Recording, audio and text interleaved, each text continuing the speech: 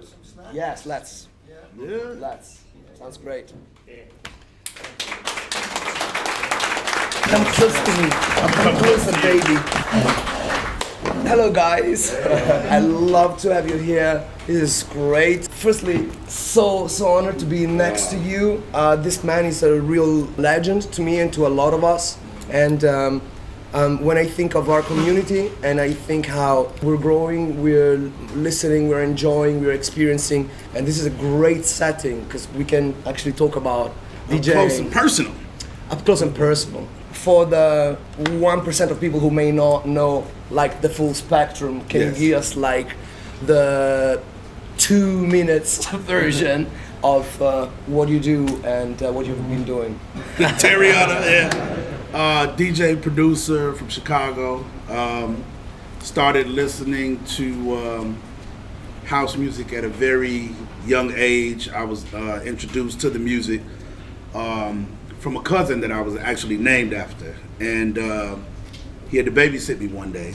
And he was like, nah, man, you're coming with me. And he took me to this party. And in Chicago, we have what we call Lakeshore Drive. And it's right on the beach.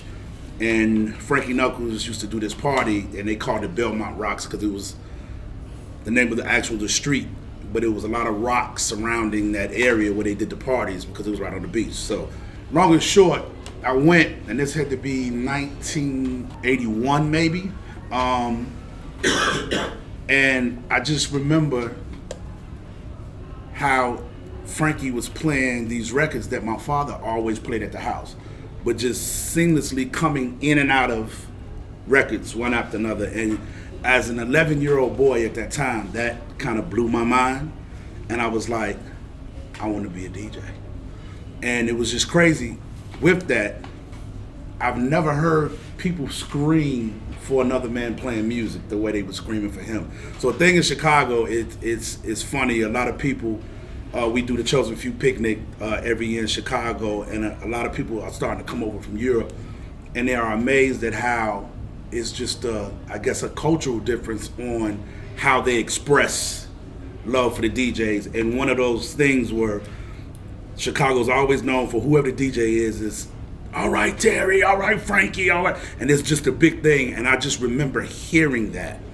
And so that's how I got into the music. And from then on, I made my first record in 1990. And that actually got me to start touring in England. And in a nutshell, it went from there. Label owner, the whole nine. So. Yeah, man. That's the short form. I'm skipping. Say something there. All right, and my name is Claudio. I am an Italian man. I live in London, and I have started out playing the piano as a very young kid. I was geeky enough to like computers a lot. And as I was playing the piano and learning the computer, mainly from my brother, the VIC-20, I don't know how many of you remember that. Seal interface. Right. It was a real pain to program on that. One day my piano teacher said, hey, listen, I have got to do this thing at the studio. I know you program drums, why don't you come over? And I was 13, and they never let me go. Again, so I was coming back, I was going in the morning at school, afternoon I would go to the recording studio, and at night I would play gigs. So it was, I started off like that, like a studio rat, basically. Up until I was 20, I cut my teeth in the studio, recording analog, punching in and out. I was very good at punching in and out. I could catch syllables. I got my degree in orchestra when I was 20 in LA at the Grove School of Music. Wow. And got my first contract as a music artist with Sony Music Italy, doing a record with John Patitucci and Dave Weckl. This I was like 20. And then I went back to Italy. I was taken into the pop thing, so I played all kinds of pop music in Italy up until I was 30. Then I was tired of making good money and bad music, and I decided to switch around. Right, that's what we do, right? Absolutely. Right, and I moved to London and I built my own company. I kept on doing professional work for my existing clients. I just gave it a name of Dr. Mix. and now Dr. Mix is what we are broadcasting to as well. Yes. And I run a company. It's a music production company in London. I hired 5 people, and I've kept on being an artist ever since. And I go by the name of Sunlight Square. And I am Sunlight Circle. Sunlight Circle. While we're here, the Vocal Booth Weekend. You're not a square. Not a square. You're a circle. And and I get to be here. I don't know how many of you were here on Saturday. Yeah, amazing. Oh, that was incredible. Sharing stage with you. So what I'm hoping to achieve today is that we can, yes, maybe give a little bit of philosophical stuff that can get you motivated, but also I just want to give you some facts, some actionable stuff that you can take home, so that you can improve your DJ game. I know how much I will learn today. Yeah, please. So I hope that this works. So first, can I say something? I just want to really big shout to Andy Ward for this. Oh. Because let's give him some love. For real. Because for me, I think that we don't never have time to really give back, to talk to guys like you. As I was saying to you earlier, you're never too old to learn. I'm still learning every day. And with our festival that we do in Chicago, we have been trying to incorporate a panel discussion so people can see what it takes to do a festival, to learn production and music, and it's so time consuming and so hard with our schedules traveling. So I just had to give it up to Andy for this is so guys, dope. make no mistakes. Really good. Whoever in this family, extended international family, is using their time to put together these events, it's blood, sweat, and tears, and we should be thankful for every the people who organized this. Thank you.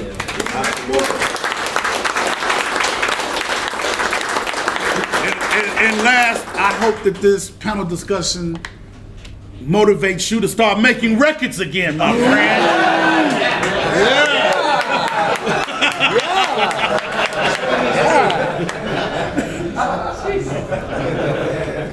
Look, he leaves. He's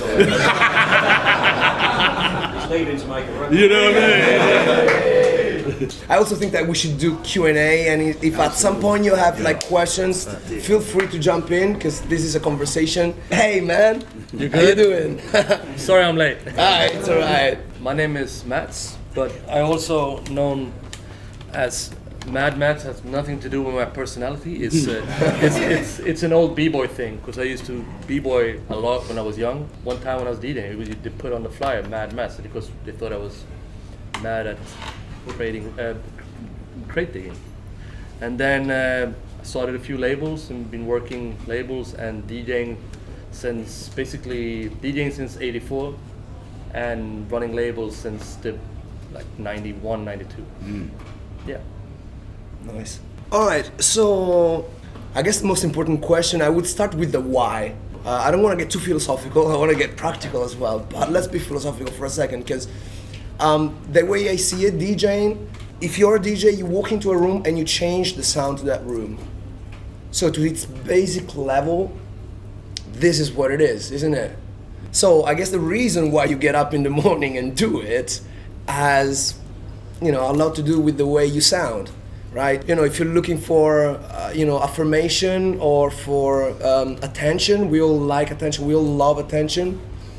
It's a gift, attention is a gift, but maybe, that's not the thing that should motivate anyone to do something that's worth doing. So I wanted to hear your thoughts on, how the why you do it, and how does that allow you to keep on doing it for so many years and such a long time without ever quitting? The love of the music is first. It was funny, I made a post on Facebook, and I thought it was a really cool shot, and it was a shot of me DJing. I don't know where I was, but that photo spoke to me for some reason, and so I just wrote on the text of the picture, DJs make the world better, and a lot of people commented on it, right? And so I had one famous DJ, I'm not going to mention the name, and was like, well, no, music makes the world better. And to me, that's without a given, because we wouldn't be DJs if we didn't have the music. And so for one quick second, I got a little offended because I thought it was a shot at DJs, and this person was a DJ. And so I was reading it with one of my partners, Immaculate, on the phone, and he said this thing that it just was so profound to me. He was like, I didn't understand that comment either. And we started talking about it, and basically in a nutshell, you get mail delivered all the time, but without the mailman, you wouldn't get it. So that's how I feel in that situation. I don't know why, but it's just the music, because trust and believe, the minute I was touched by it, I knew I wanted to become a DJ, period. So would you agree that the talent is more the obsession? For me, I think it's definitely, it's an obsession with the whole process, because like our age group, I don't know how old everyone is, I think we were the last of the Mohicans. We were in the middle, like we was able to experience the vinyl, to buy records, when it was only records. And then we saw it transform to CDs and to controllers and now flash drives. And Which we're going to talk about next, right? We had a little chat earlier, and what are we going to talk about? So, exactly. Absolutely. So it's just one of those things where it's just the music, because for me, no matter what format, and I'm an old school head, I love vinyl, but as a working, traveling DJ, and especially from America to Europe or Asia or whatever, I swear to God, I don't miss karaoke. I love getting on the plane with my flash drive and rocking out. So, it's, and it holds true to like last night, for those of you that stayed late, is when we were traveling in records, I loved it. And it was always a scare for me, because when I check my records in on the plane in Chicago or wherever I'm at, I'm going right to the desk before I get on the plane. Hey, can you check, did these bags make it? Can you check these? And it was always a worry. When you land, let's make sure these record boxes come, because that would really throw off your gigs. But in a sense, I missed that, because I've had plenty of trips where if you didn't love this, you got off the plane, no records, you had to go to a record shop, find 15, 20 records, and then the DJ that was before you like, yo man, but records that turn up. What you got? Let me play this and that. Yeah. And I feel then it was such a dope time, but we was confined in a sense to that 200 records that you had. So never in a million years as a DJ, unless I pre-thought about my set, that I would play Shaka Khan and then go from Shaka Khan to Portuguese Love. Like I wouldn't do it, because I couldn't bring all those records with me. So now, to me, with technology, it allows me to have everything, and I can play whatever I want. Portuguese is love. Sorry, Absolutely. Why and what's your favorite format? Well, the why, I think it's. I think when you're DJing, you're expressing. It's me to you. And when you do it, you share. You're sharing things, right? Your music, your love, whatever. So I think when you're really passionate about anything, you want to share it with people. Like I work as a football coach, and I noticed that coaches are quite similar to DJs. They want to share information. They always want to, hey, I learned this, I want to pass this on to you. It's not like holding back or being like, it's only my thing. Maybe when it came to back in the day, because I started obviously as a hip hop DJ, and then it was a battle format thing, and then you wanted to be better than the next one. Absolutely. It was a competitive thing. But then the more music opened up, the more music you found out and discovered, you wanted to share it with people. So I would say sharing is the main thing. This is what I love, sharing the knowledge and the passion of the music that I love. I would say that's the main thing. You know what's interesting is that there is a lot to unpack in what you've just said, and I think I'm gonna try and do it in an orderly fashion, because what you mentioned is heritage and how we pass on this torch of In our case, house music, we understand, right? If I say Stevie or James or Quincy, we all are on the same level here, so we understand. So, and I want to dig into also the fact that it is a performance and how you dialogue with the audience and how you read that, because I think that's inside what you said. But I want to put one argument to rest, which is what you talked about, and I'm very sensitive about that subject. It's not the DJ, it's the music. I wish I didn't have to hear that again. Let me explain. As a classically trained musician, I've been studying classical piano for 10 years, been studying jazz for 6 years, I studied 2 years in my degree in orchestra. I couldn't be more snob about DJs. Guess what? I was wrong. I disagree with you. I don't think that the DJ is the delivery man. Not at all. The thing that I didn't like about DJs were the DJs that I had around me. They weren't good. Yeah. I just didn't. It was just cheesy Italian commercial house music. The music that I would associate DJs with. But isn't that a subjective thing? You're thinking, for you, that's how you feel. But I think for a mass amount of people, I think Correct. they think objectively. Exactly, DJ but that's why I'm addressing. Delivers some. It's a job. And that's why I'm addressing the snob musicians who dismiss that. That's exactly the point that I'm trying to make. So I would discount DJs as we're making the music and they're just playing it. I wish it was that easy. So it's just that I was lucky enough that I at some point I moved to London and I met people like Giles Peterson. And I was playing with a girl, Z Star, and she goes, "Oh, you're gonna love Giles Peterson, man." And I said, "Who is he? You don't know Giles Peterson?" So she gives me this album, The Incredible Sound of Giles Peterson. I listen to it and I go, "Oh my God, we can dance to jazz." That was the end of it. That person had made a selection of music with such hard work that I was exposed to interesting jazz music that was danceable. That changed everything for me. From that moment on, I would go to Winter Music Conference and listen to people like Terry and listen to each one of them. They would come in a room, each of them had a different sound. And then one day I saw Charisma. You guys have seen Charisma? Yeah, whoever thinks that DJs are not musicians is wrong. Absolutely. That takes some level of musicianship that's scary. What Terry does, what Mats does, these are experienced people who have developed a craft that's beyond art. This is performance. This is very important. The people who discount DJs are just a little bit immature, I'm sorry to say. So I would like to put this argument to bed. But remember we had the discussion on the phone, we talked about this a little bit, and because you mentioned Giles, he's also a huge inspiration for me. I grew up with him.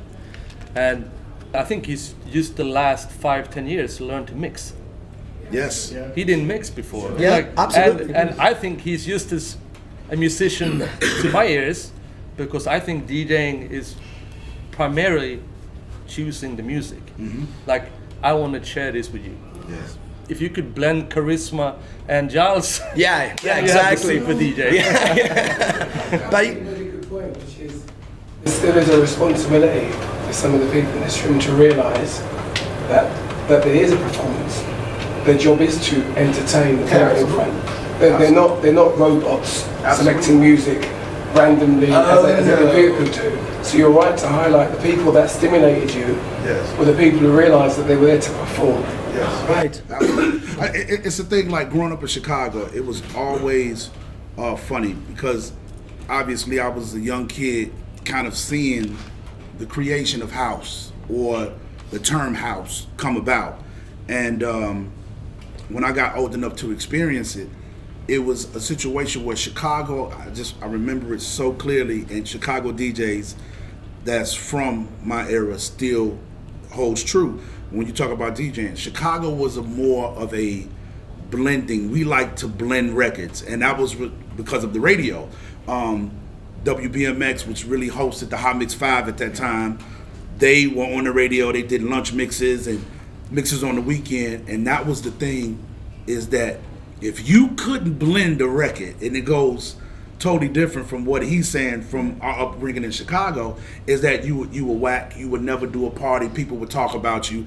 But then the opposite of New York was, New York comes kind of from the hip hop frame of programming. They would mix records in and out really fast, and it really wasn't about, oh, you can blend this record. And so Chicago people used to sit back and be like, you whack, you can't blend. You can't. It was a big thing, man. And then obviously as time went on, it became, but it's just crazy how you say it with record selectors like that, because you had a difference like Ron Hardy and Frankie Knuckles. Oof. Ron Hardy couldn't mix Kool-Aid and sugar, but was the baddest DJ I have ever heard. And you would be like, Ron, how did you think that went into that? But by the time you thought about it, you like, what the hell is this he's playing? All right, Ronnie, like that was the thing. So it was crazy. We had those wars in Chicago with programming versus actually being able to mix in and out of records. You know, it was an important thing. But isn't that a little bit to do with also what makes? I can be a very good DJ. Mm-hmm. I can be a very bad DJ, depending on, which I think is very important and not discussed enough, external factors. Which is mean like, if you're in a bad club with bad people, bad sound, it's very, very tricky to be. There are like, you know, or even if you're just out of place. But then there are some occasions when you go to, you know, the party is not doing that well, and then that DJ makes that shit work. And there's usually not the prime time DJ. It's some guy who's been working that club for months, for years, you know, like that knows it in inside out. Basically, he's aware of the external factors. Absolutely. And I can, you know, like if you have a little bit more buy-in, if you're like if you're Giles Peterson, there will be people coming to you. If you're Louis Vega, there will be, like, I'm not on that level. I usually have to work for my crowd, which means that it takes a little bit longer. If the external factors are not there, it can be tricky. And when the external factors are not there, I don't get motivated. I get, you know, if you're playing in a party and the sound is not good, you go, you like this. But if everything is there, then you can be what you really want to be. That's when you start discussion. We start talking, you know, like you can see when things start working, and that's when you can see the DJ goes like, you know, goes up in the air and he starts feeling things. Can you please do Louis Vega for us? Can you please do? Okay, I'm gonna do it. It's my Louis Vega.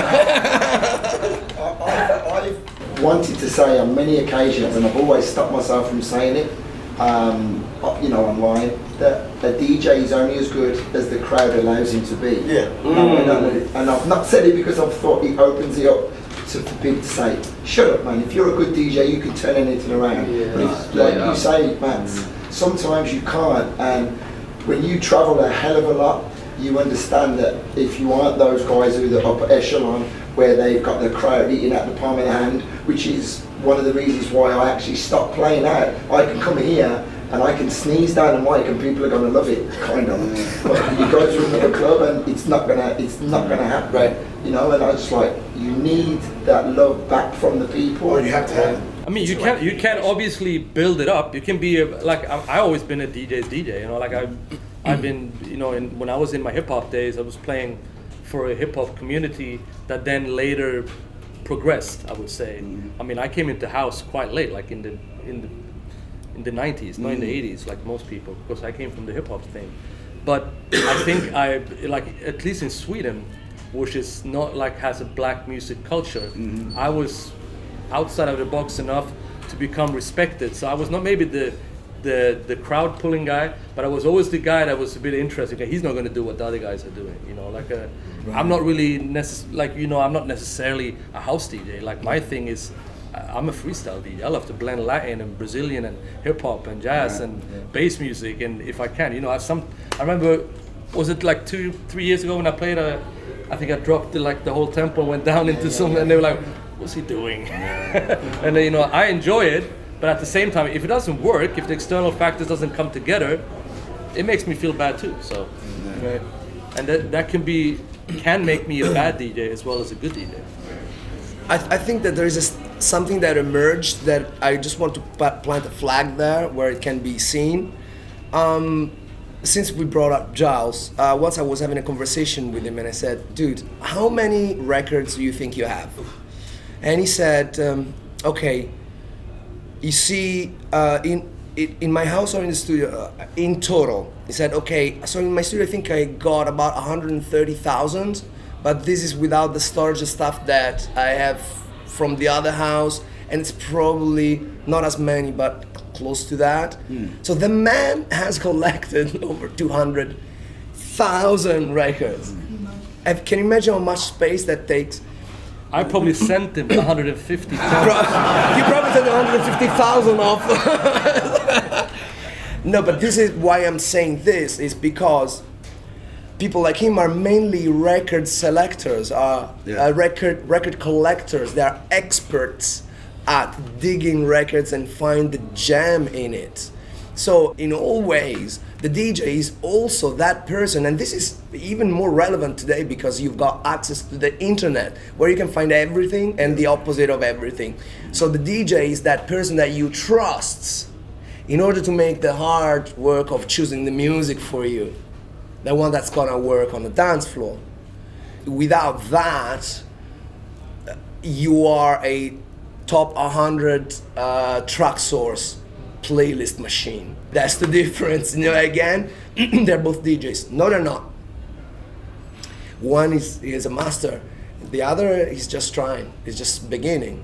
You know, and what I hope to achieve is that we can sort of, you know, see that that's how it works, and that's because I myself, my production game, it improves so much by the experience that I have on the dance floor. Because, you know, if I know that 118 BPM would work at 8 p.m., but it will not work at midnight when everyone is drunk, I want to go 126. Right. Then I want to stay there. I want to push it harder. Yeah, I can go 130, but, you know, I'm really taking, you know, a toll on these people's feet. When you experience that, how can you ignore that when you're in the recording room, right? So, you know what I mean? So the minute that you do, okay, let's make this new track. So that experience informs that, and it is about music selection, experience, as you said, you know, also heritage, but as well, you know, reading the people, reading what works. It's like making love, man. You don't jump on somebody's bones and stuck their tongue in them. You know, you don't do that. You know, you just, you foreplay. Sorry, I didn't want to take it that hard, but you that's know. Because you're an Italian That's what I am. We want to get right to it. But you know, you foreplay, right? Has anyone got a pen? So I might need to write it. Write that down. Claudio, one maybe for you three to give back to the. I mean, I'm an old person, so it's different. But to give back to a lot of the people here will get a lot of value from hearing from you three because you live it. How brave? Because you talked about selecting music, curating your set to make it different, to make it individual, to make it special. How brave do you think they should be in going against the grain and being different from the crowd to stand out? Because if you're too different, you won't get yourself booked. That was my thing for me, especially coming in Chicago. It was so again, to touch back on the era before me, the Frankie Knuckles and the Ron Hardy, my era, when we was coming up, the high school parties was huge. And I got on the scene DJing because for whatever reason, all the girls used to come to my parties. So hence, that's why I play so many vocals. So let's speak with what Andy was saying yesterday. He was, Terry, do what you do, not having that pressure. I knew what was in front of me as far as the crowd. So I was like, I'm good. And he was like, you're playing 3 hours, and for us that travels, playing 3 hours could be a gift or a curse. Mm-hmm. And with that situation, I knew what I was getting into. And he walked over to me and he was like, yo, it's sexy in here.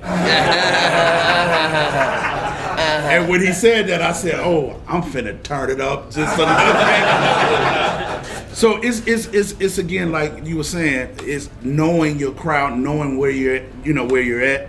And for me, it was funny. I've met a lot of you here, and we've talked. And when I got here Saturday, I'm looking forward to tomorrow night. And I've had a couple of conversations with people, which kind of threw me because I knew some people wanted to hear maybe some old classics, some people wanted to hear new stuff, and I got a couple of people was like, I really don't, hear, and overhearing conversations about the stigma of not really liking Afro house, and I was like, and I was just like, I love it. Like, to me, it's two kinds of music. It's good music and it's bad music. And so I'm not, I wasn't gonna let that stop me from playing Afro house because I love it.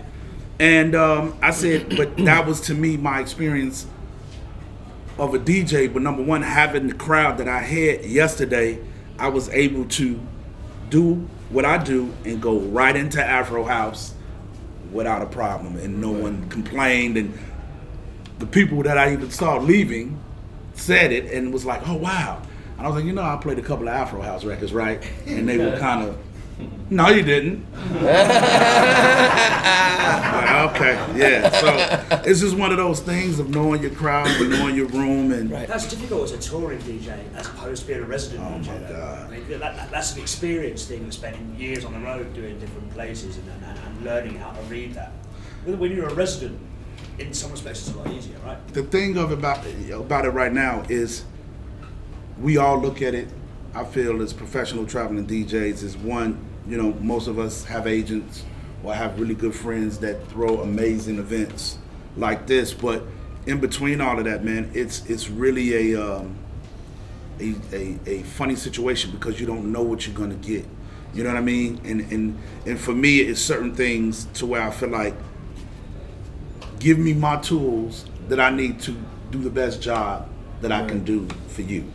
And it's just difficult. Like, you're looking at the room and then you say, oh, this is gonna work. And then you see it doesn't work. And then you're like, oh, you got an hour and 15 minutes to play. Like, I can't express anything in an hour and 15 minutes. And then you find yourself when you're doing those gigs, all right, let me try to play this. And then you're coming in and out of records normally really quick. You know what I mean? And so it's so difficult because it's every gig is an experience. And for traveling and working DJs that survive solely off of music, you look at the other part of it. Damn, I gotta take this gig because my mortgage is due and I really don't want to do this gig, but they paying me a lot of money, or I need to do this, and you end up doing things for other reasons, right. Besides the music, is because it's our livelihood. So it's just it is difficult. And then it's just the other thing when it's really good, you still so I'm on top of the world. It's all the gigs are coming in, and then you're doing gigs that people can give a flying, excuse me, but I don't care what you're playing. And this is like, okay, whatever. And then what happened? It's like, y'all are so incredible. Like, I'm saying this from the bottom of my heart. 90% think everybody's looking at the DJ. I didn't see nobody looking at me yesterday. Everybody was dancing. This is what it is. Thank you. Everybody sitting DJ. What percentage of gigs, if you can, because no one ever talks about it online, what percentage of gigs do you go to that are bad nowadays? Well, I'm gonna say, honestly, I had this conversation with my partners last week. This year, 2019, for me, I have been fortunate enough. I've been traveling a lot in the States, Europe, Africa. Like, I swear to you, every gig has been different but amazing. Last year, probably 75% of the gigs was shit. Wow. Like 75, and for me, it's that, they try to book you in certain places where it's a younger crowd, and I want to give this music to the younger crowd, but they just don't get it. They want to pop champagne, want you to come in VIP, they want to take pictures, the girls I have dressed, the guys are white, wearing tight shirts and tight pants, and it's just like, it's about everything else except the music. So I am so recharged from this year and looking at the stuff that I have coming to the end of the year. 2019 for me has been amazing, but 2018 musically was awful for me. It was awful. Listen, I think you've asked a question that is very deep, actually. I think the sense of what you were asking is how do you try to be different, make a mark, and how do you work that against being successful or commercial or, I don't know, selling out or whatever overtone that may have. Okay, I think that firstly, I like to look at generally in life as pulling from different extremes. So on one side, I want to be completely sticking to my guns. Yeah. I love my Afro, I love my Afro-Cuban culture, I love to dig into it, I love soulful house, I love jazz, I'm gonna stick to that and wait for fashion to come around again, because that's what it does. And that's one extreme that I pull from. On the other extreme, I have these people have been working hard this week. It's Saturday night. They deserve to have a great time. If not, they're not dancing to my Afro house. I'm gonna play disco. And if they're not dancing to disco, I'm gonna put Shakira on until they dance, until they have a good time, right? So, and this is the other extreme, right? So I think that the balance is in the middle, so that you're able to, tilt towards one direction or the other, given the situation, and that's maturity. Read it, how much time you spent doing it, how many times you got burned. You play that record and it doesn't work, it's like you've pulled like a grenade on the dance floor. Everyone is out to a drink. That's a wrong song. I bet you'd be careful next time not to play it the same way, the same place, or at all. I'm glad that the audience here from you three, because they'd almost be, some of the people here, they're quite experienced, but they also need to hear that you three also have it, whether you've got a brand name or not, you also have it, you can still play a record on the dance floor and clear a dance floor as much as everyone in the room can, and so they need to hear from you that you do have that flexibility where you do want to stay true to your virtues. And this is why I make that funny reference. It's like a lot of DJs, young DJs especially, they, maybe they're opening up, it's like 4 p.m., everyone is chilling out, pool, and they go banging as loud as possible, 130 BPM, jacking house, and you go, dude, you're sticking your tongue down my throat, don't do that. Absolutely. And that's why you've got to read the crowd, because it's a dialogue. And I'm gonna tell you, for it's me, not even about you. The right song to the right crowd at the right time. But see, in this day and age, though, I'm gonna tell you what is a problem with popular DJs is the ego. That's a major problem in the DJ community, and I see it in the hip hop community in America, around the world, and with house music. The ego is, I think every DJ, I'm talking to y'all that's listening, that's viewing this, man, let's tuck the ego aside. You're human first. So there's no reason, to me, it's not allowed, and as a person that has done this for a long time, I don't want to deal, and I can't deal with other egos in there. And I think that as a collective, and we're speaking about musicians and DJs, we need to get that in check, because now you feel that you are above the music and you are above the art of DJing, and you're not. You're not. Sorry, you're not. It's. I think Quincy says ego is an overdressed insecurity. Oh yeah. Yep. Absolutely. Right. Absolutely. If you're in the music in whatever capacity, if you think you've understood it and you think you master it, you've lost it. Because the minute and any of us sit down trying to make music, and Miles Davis, for you not to understand the depth of music means that you're not just self-aware, man. You're not talking reality to yourself. It's like the minute that you stop searching is the minute that you stop being interesting. Absolutely. Isn't it? And it's just one of those things. It goes back to, I think music, I feel it in my bones. It is definitely turning. I feel it, I see it. It's turning from, I guess what we would say music, you know what I mean? It's going back to song. Even if it's a little bit more commercial, you're now starting to hear live musicians play on records. You're starting to hear live bass more, live guitars, live horns, live drums. And to me, that's great because I come from the electronic era. I love hard kick drums, but I like to somehow coat that with the live stuff. So I think we're in a really fun time right now, and it's going to be really interesting to see how the next few years, to me, plays out, because I'm loving where it's going. And I think that once we get back to the song, then we're good. And I think that's what happens in the last 5-10 years.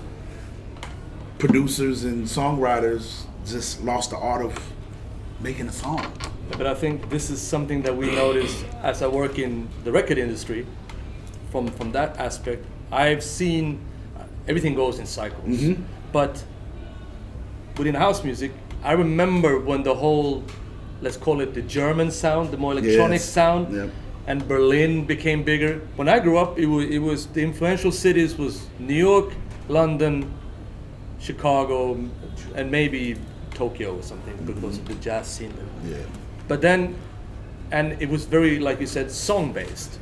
While as the whole scene in Germany or Berlin, it's more of a mood or theme-based. You go to these big parties, and it's not about like going home and like, did you hear that tune? Mm-hmm. No.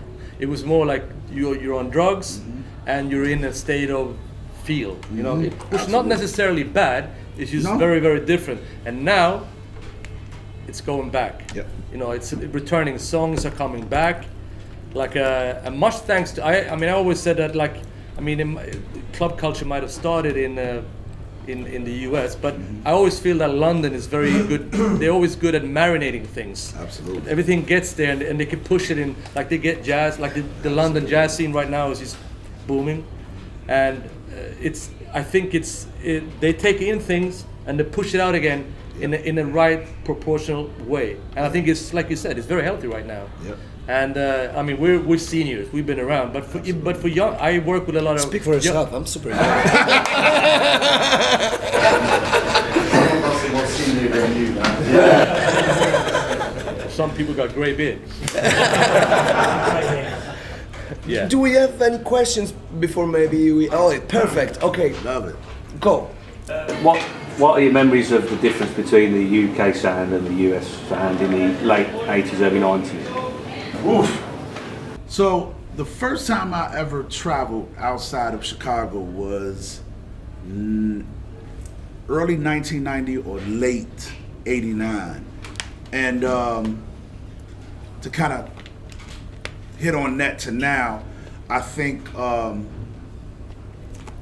expression, I guess is the word. The way Americans, or at that time, because I really hadn't went out past Chicago, I went, New York, obviously, but it was the way we expressed ourselves listening to disco and house. And with London, because that was the first country I ever went to when I traveled overseas, I thought the crowd felt the music more. You know what I mean? They heard the music more. Well, there you go, the opposite. I felt that London felt the music, we heard it, if that makes sense. Because we would express ourselves different, to where when I came to London, it wasn't all the hollering and screaming and yelling and calling the DJ's name. They was just into you rocking, and I was just like, shit, man, I wish we can do this. And Chicago was a tough place, man, because they're bold. If you play a bad record, oh, listen to me. You would be scared to the point you like, oh no, I'm not DJing. I don't want to DJ no more. And that comes from hip hop, soul, funk, house, whatever. And so that was the difference, to where London, all right, cool, that's cool. You trying to figure it out. All right, we're going to give you a chance. Go to the next one. Chicago, floor clear. Sorry, peace out. Don't hire him no more. I'm not going back. So it That's was the effect I have generally. Yeah. Going back to what you were saying about egos of like the DJs nowadays, I think like for more my age group, everyone's kind of a DJ. You know, Class, how old are you? 23. Love you. Thank you. Please push this out to your friends, please. I think where back in probably you guys' era, DJs were around, but Because it's still our era.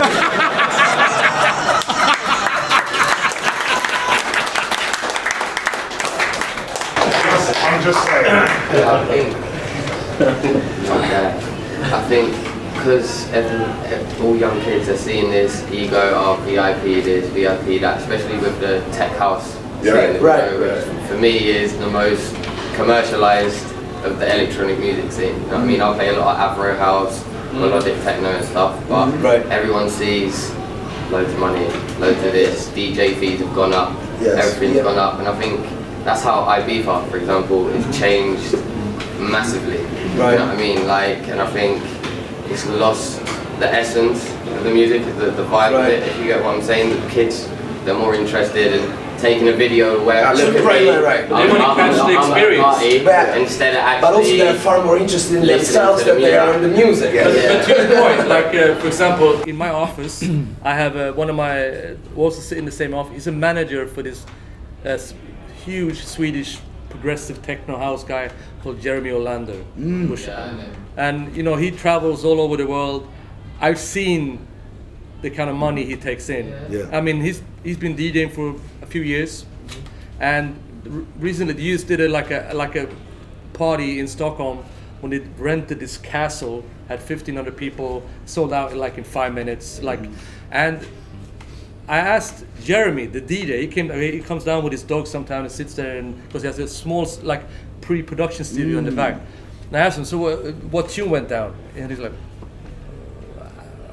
you couldn't. He doesn't know what, like it's more like what I told you about before. It's more like a vibe, a feeling, you know, like a, and also his crowd are more. They're marinated in the artificial side of DJing, which is like you know, someone who claps hands and gets attention, like they get things back. When we gave things, and we were respected, but we're not like sort of, you know, like it was cool, curious. The DJ was cool. It's like someone who knows his shit. Now the DJ is a superstar.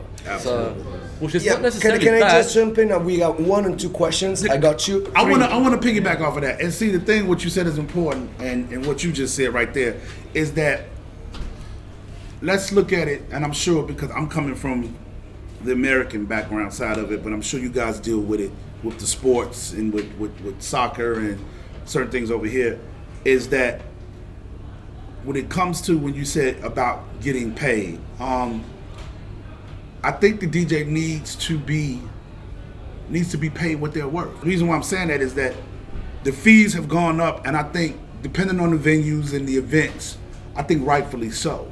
And I think what we do, which is so important when it comes to, I hate to use the term, I come from house music. It was just house music, and when I was coming up, techno. And so there was, you know, now because of the internet and this and that, they break it down to soulful house, deep house, jacking, Afro house, minimal house. Like, it's house music. It's house music. You know what I mean? And so with that becomes a lot of separation. You know what I mean? And so I think that we need to get back to it, because like in you look in the NFL, you look in the NBA, if these guys are bringing you, you know, it's a big thing with college sports, right? They give these kids a college tuition. They pay their way through college. They play sports, and these universities are making millions of dollars off of these kids. And now they're trying to pass along in America that, hey, these kids need to get that money because it's going into the university's pocket, and you going to play for them, and you making them all these millions of dollars, and they leave college, and some of them don't go to the pros, and they are working a job, doing whatever, and have to fall back off of their education. So to me, it's different. I think DJs should be paid more, but in that separation, because of those different breakdowns of genres of house. It's like, oh, you only play soulful house, so you really only worth this. Or you do this, you only worth that. Or you do this, you worth that. And to me, it's bullshit. And no, absolutely. And it's crazy. We need to get back. That's why I said it's a different time. Is that I'm the least racist person I think probably ever, and it's so blatant with the structure of how it goes musically with DJs. You don't see any black DJs. You don't see any Spanish DJs. You only see one Asian DJ. And it's just what it is, and I think it's terrible. And so it needs to even itself back out for what it is, and I think we need to quit. That's why I'm glad you're sitting here to go, right. Your friends can see this, and it starts with your generation coming up. Because in 10 years, you know what I mean? Like, you're gonna be 31. You know what I mean? Like, the wheel spins. So we gotta keep it going, but I just don't think that we should devalue and the crowd to devalue what we do because of the type of music you play. You're either good at what you do and you can make a name, or you're not, period. And I got an old saying, there are great basketball players in America and around the world. That's cool. But everybody's not gonna make it to the NBA. Just period. Right. Just play the game and love it. And everybody that DJs now wants to DJ for the wrong reasons. Right. Like, yo, it's cool, DJ, but don't try to take a situation from me. I'll do a gig for 500 pounds. Oh, yeah. So what are you doing on No, what I'm saying, no. Wait, hold on. I think y'all misunderstood me. I'm saying the DJ's undercutting you and only charging 500. No, that's what I mean. Like, I should set a lower number, 100 pounds. And then they look at you, well, I just paid this DJ 100 pounds. Why are you charging me 5,000? Or what if this venue is suffice for me to charge that, and you're gonna make? Let's be fair. Yeah. You know, I'm not gonna charge somebody $10,000 and you got 200 people there. It does not make sense. So it's just one of those things that, you know. Anyway, just to make clear, we have probably in excess of 1 hour still, so we're gonna get to all the questions, and I need to jump in on this. All right, I think that ultimately is about innovation, about the quality of the music that we make, that we spin, that we select, that we mix, right? Look at what Black Coffee is doing. Absolutely. If you guys watch this clip, I think it's 1 hour of this concert at Tomorrowland. Yeah. Tomorrowland, right? He was able to tap into that culture perfectly. Youngsters, all sexualities of the world, all the colors of the world, all the religions of the world, they were there in peace, sharing our same message. He was tech. He was clean. His beats were electronic. They were quite hard-hitting in a way, but always mellow. And then in the middle of the set, have you ever seen Tomorrowland? It's ridiculously beautiful looking. And he takes Tacita's vocals, and he starts playing it right in the middle of this deep tech Afro house tune. He smuggled soul through his set to a whole generation of of younger crowds. You know, how did he get to that level? But that's the thing. It's like if there was a recipe, or if that was easy, everyone would have a private jet. Okay, but why do you believe? I believe because he was able to vehicle the phenomenon of deep Afro house, which right now in South Africa is pop music. You can get this huge crowds just playing just deep house music, man. It's like huge, and he was able to select from that genre. He was able to produce tracks that would sound modern, that would have this sort of very tight drums, very electronic, very few instruments, and some Afro-Cuban. There is a lot of clave. Yeah. You know, he uses all of the African rhythms. He synthesizes in a very modern, contemporary. Why? Because he has good taste, man. I'm gonna disagree with that a little bit in saying that, because you said why, like why, right? And I think the first thing I remember, the first time I went to Africa in 2005, 6, I saw Black Coffee spinning in. They had parties in. It was in Nelson Mandela Square. It was a mall, and he was DJing in a bar, and I remember hearing him. Was it Miami, you said? No, in South Africa. Oh, sorry, you're right. And I remember hearing him, and I'm like, yo, this kid Black Coffee is crazy. He's gonna be huge. And so the why part of it is that what I seen is he had the support and backing of South Africa. Yeah. And South Africa and Africa as a whole started to trend. And he had damn good managers and damn good agents. Yep. And put him in the right places, and he had the right backing to make him what he is. But to me, it came from home first. I think also he's kept it to his roots, like you were saying. He's kept it, like, I don't know if you know. He's been the catalyst, the right person at the right he moment. done with Monique Bingham. He's in the bottom. Yeah, absolutely. Unbelievable. Obviously, he's in the underground scene, but he started releasing music with, for example, he released with David Guetta. Yeah. He just released a new track with Usher. Yeah. I think he's creating something new where it's not you play music, you play good music. Right. It's bringing that. He's trying to bring the whole thing together. And most of all, it was his time. Yeah. It was nothing nobody could do. It was his time. This was what he's getting meant for him. The time were mature. Yep. It's got to be the Superman track as well, right? Yeah. I mean, that took him to the next level pretty much, didn't it? Sometimes it's that one song. The guy makes it with one arm, man. I ain't never seen anyone do that with What one was the arm. question? I wanted to ask you guys, in terms of some of the things that you've mentioned, because you mentioned, Claudio, about playing a tune that just didn't drop, and a lot of guys would be, oh, okay, that didn't work, I'm never playing that tune again.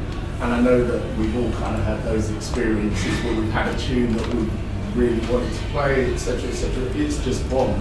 But what I want to kind of go back to from that is how much do you think education comes into your performances? Because I grew up in an era where we learned to DJ on vinyl. I was taught by the late great Paul Trouble Anderson.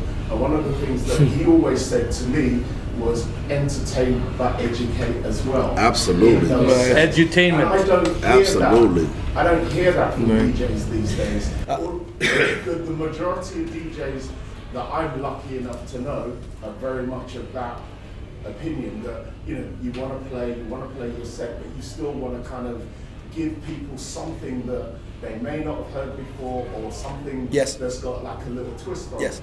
The scene has changed. When we grew up, the crowd was looking for new things. Absolutely. I don't think the crowd now, when they go to a club, there's a small like minority that goes to hear the latest, you know, like want to hear that thing they never heard. That's a very small minority. Back then, the DJ was the one who broke new tracks, you know, like, and first of all, there wasn't that much content. There wasn't that much music editing. Now, anyone can Google the internet and find a track that no one else got. Back in the day, Giles was the guy, you know. Even a few, and then you know, in the States there were some other guys. That was the key selectors. They were the ones. Basically, it comes into content, respect, and then be able to spread it to a crowd which wanted to have it, you know.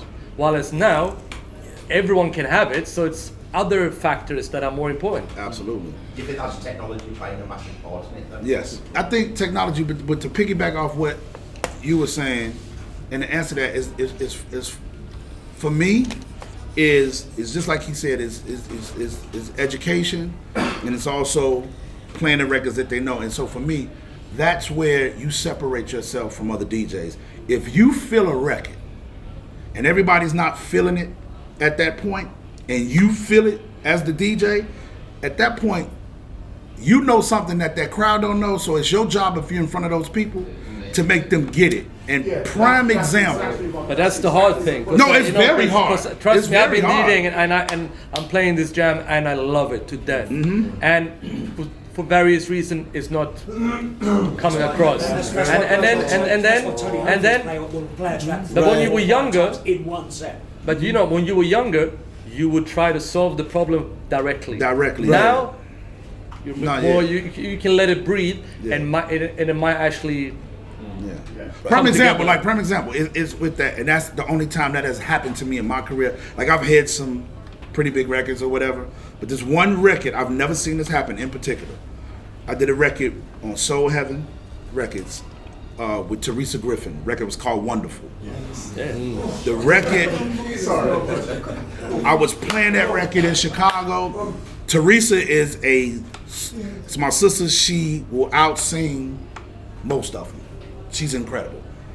I played that record. Of course, I produced it, so I'm the first one to play it, testing it all in Chicago before I even went overseas.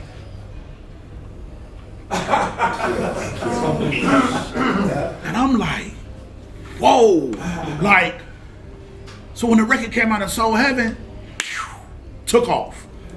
3 weeks later, I will never forget, I was so discouraged with the record, and I was like, I don't care. This was during Winter Music Conference days in Miami. I said, Teresa, I believe in this record. She was like, they really not feeling it. And like, come to Miami. I said, when I DJ, I want you to come up and sing the record live, right? That's how we end up getting a deal. The same people that was looking in my face like this record is whack, that was in Miami, was like, oh my God, what is this? Yeah. And I was like, are you kidding? Whatever. So I did the deal with Soul Heaven, still playing the record. Now, that's fast forward 6-7 months. Me and Teresa have toured all of Europe, Africa, Asia, everywhere. No one in America played that record. No one was killing that record. Touched it. The record died. The record completely died. I was over the record. And then one day I played it. And DJs picked up on it. This is 3 years later. The record right now, I'm sick of hearing it. It is played in every DJ set. It got added to BLS in New York. She goes, performs almost every other week in New Jersey, in New York, performing this record. And the point to that is that I stuck to my guns because I was like, yo, if it's 3 years later, y'all gonna get it. And they got it. Terry, take that for a second because same again, I'm close to Paul. I had the same conversation with Paul and Tony Humphries at one point. What's your view about repeating, everyone's going to hear that, repeating the same record throughout the night? I've got a very strong view on this. Of the same set? Throughout, so 2 points. DJ repeating the record and other people repeating the same record throughout the whole night, multiple times. What's your view? I'm interested to hear reviews. Well, for me, so I have different views on it, and here the cultural difference from. Isn't that an American thing? Listen, that's what I'm just gonna say. That's what I say. It's a cultural difference because I came up in the era where, again, Ron Hardy, he would make you love a record or hate it. If he liked it, you ain't gonna, hey, whatever. He would play a record 3-4 times a night. And the same with Frankie. And I was later on to experience Tony, and I think what happens now is I got a different view on it. Certain people have another stance, and they're really hard on it. It's a great question because I've went into like major events, and let's just say, Teresa Griffin Wonderful, that was hot, and a popular DJ before me plays the record, right? And I find in Europe, it's cool. Yo, I'm showing you respect. But I had a situation happen where a DJ, we had a guest DJ, superstar DJ, played a record of mine right before I was going on, and everybody was like, boom! Like, and I was like, holy because I'm used to the other way. Like, I see it as a term of respect, and that's why he played it. Like, yo, I'm here at your festival, your event, I'm finna show you respect. And the crowd was like, you are disrespectful for playing that and not letting him play that. And it was just, it's a cultural thing, man. Right. The reason why I say it's a game of time, because you said, okay, you try, you track, it doesn't work. How do you cope with that? How do you decide that? Well, this stuff gets better the more you do it. So DJing, as record producing, as any other craft that's worth investing time in, the more time you put into it, the more you get out of it. So if you practice 3 hours a day, it means that you will get to those famous 10,000 hours in a certain amount of time. If there is another DJ who's gonna practice 10 hours a day because he's obsessed, he's a maniac, he will outwork you. He will outperform you. He will make more experience faster than you, and he will get to that famous top 8 gig before you. I'm not saying that, we do not have reasons. It's not like everyone can prioritize on this. I understand life is real, right? You gotta, make it work. But this is the reality, that it is a game of time, how much time you manage to put into it, and how much experience you manage, so that next time you see that a track is not working, you know exactly why. That's the difference. And the ultimate game is, in my opinion, just on the quality of the music. How many times do we go to WMC and we're all sitting there drinking? There is this maybe up and coming DJ, and you hear him play a song that is not great, and then we're just drinking, and then he does it one more time. We both think, yeah, he's not ready yet for headliners. We don't say it. Right there, we are making a selection. If I get a chance to recommend somebody for a certain gig, it won't be him, it would be somebody else. And this should be that way, because this industry should reward talent. And it's not like we are all entitled to have talent. We have to work hard. I mean, you asked me a question yesterday. You said to me, how often do you work? What was the question you said? How much am I in the studio or something? Yeah. Yesterday. And you asked me that yesterday. And my answer to him was, every day I am working, either listening to music, trying to figure out how I'm gonna set this set up, play this, how would this record work in my set, or trying to find what plug-in is gonna give me the sound to work with this, or what keyboard do I need to buy, or what other work I feel incomplete.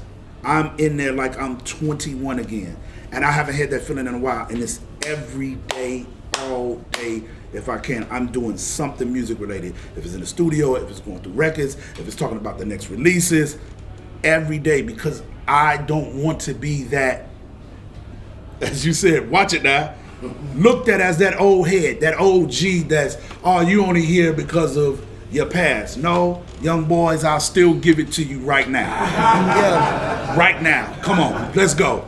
In the studio, or on them decks, and I'm not gonna be that guy, because I see so many of them. And obviously age, it's not a sport in the sense of, we can play records till we want to stop, but you have to have that fire in you to keep going. You know what I mean? You can't just, I'm such and such and I'll play a record and they go crazy. Nah, because these young kids, like he said, charisma is far from young. But let me tell you something. He make you go back and work and want to practice. You like, Jesus Christ, I wouldn't have never thought to do that. Okay, I got you. Wait till we be in the next country somewhere. I got something for you, though, buddy. And it's just great competition. So I just think it's a thing that it goes with what you said. You got to put in the work. I have a slight different approach to it, because this is for me personally, but I don't think it's about how much hours you put down practicing something. For me, I've learned over the years that this is for me, that actually when I plan less, and I actually have a little selection of music, and I have pre-selected maybe, but it's more, I get inspired, now I'm feeling this one. It's more than often turns out better than when I planned everything. 100%. Oh yeah, I don't ever plan my sets. That's because you've done the 10,000 hours already. Yeah. No, but I that's your experience. No, but I've also seen young DJs. Yeah, but I think a lot of young DJs, trust me, I see a lot of young talent, whatever you call it. Right. But talent within DJing, it's not practice. It's a musical sense. Yes. And how do you practice good taste? No. And it's like, you like something, and then you can express it and share it to someone. Obviously, you can get better at it, but I don't think it's like, because the funny thing, you mentioned 10,000 hours. We have the same expression as an anti-thing in football. It used to be like, yeah, you need to practice 10,000 hours to become a really good football player. And then we have now is better training instead of more training. And the same thing, I think, in DJing. It's like, if you want to use practice on the technical aspects, like for example, let's put up Charisma, who is top 3 technically the best in the world. But if there's one who's above him, in my opinion, which is EZ. Yeah, I mean, it's like, has he practiced more? Is he more of a talent? But on the other hand, when I go out, they will both be beaten by jazz, because I like music. You know, like, I want to hear the tune. You know, I will be wowed by the effect what they can do. But at the end of the day, I go home, I want to hear tunes. No, yeah.